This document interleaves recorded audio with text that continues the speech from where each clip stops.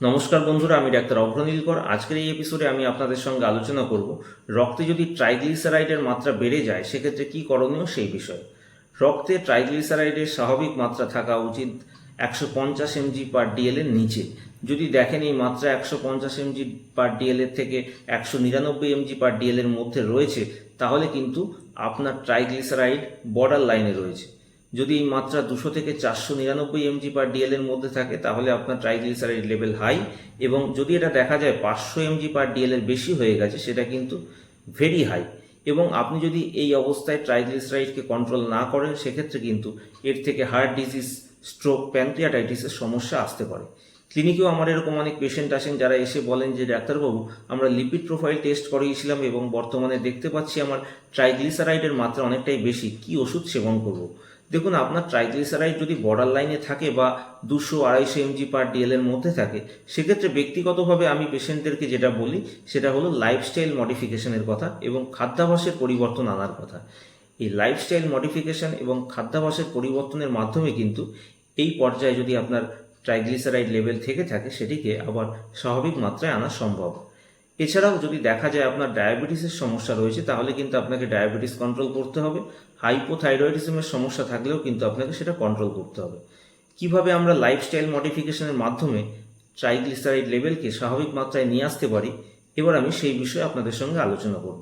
প্রথমেই আপনাকে যেটা করতে হবে, আপনার যদি ওজন বেড়ে গিয়ে থাকে তাহলে কিন্তু ওজন কমাতে হবে। প্রতিদিন অন্তত 25 থেকে 30 মিনিট করে হাঁটতে হবে বা এক্সারসাইজ করতে হবে। এরই সঙ্গে যদি দেখা যায় আপনার স্মোকিং হ্যাবিট রয়েছে, মদ্যপানের অভ্যাস রয়েছে, সেগুলো কিন্তু আপনাকে পরিত্যাগ করতে হবে।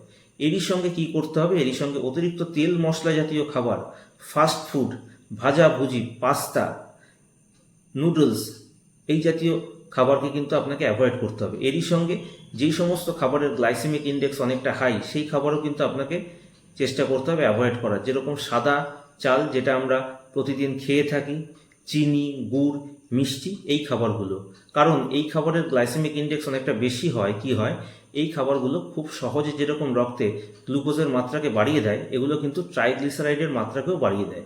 আপনারা চাইলে খেতে পারেন ব্রাউন রাইস, কারণ এর গ্লাইসেমিক ইন্ডেক্স কিন্তু অনেকটাই কম। এছাড়াও আপনারা চাইলে ওটস খেতে পারেন, কিউনোয়া খেতে পারেন, ডালিয়া খেতে পারেন। এরই সঙ্গে বলবো প্রচুর পরিমাণে গ্রিন লিফি ভেজিটেবল খান। এগুলোর মধ্যে থাকে অনেকটা ফাইবার। এই ফাইবারও কিন্তু ট্রাইগ্লিসারাইডের মাত্রাকে কমাতে সাহায্য করে।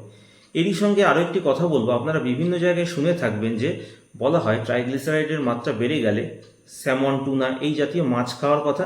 কারণ এর মধ্যে থাকে ওমেগা-3 ফ্যাটি অ্যাসিড, যেটা ট্রাইগ্লিসারাইডের মাত্রাকে কমাতে সাহায্য করে। কিন্তু এই টুনা, স্যামন, এই মাছগুলো কিন্তু চাইলেই আমাদের কাছে সহজলভ্য নয়।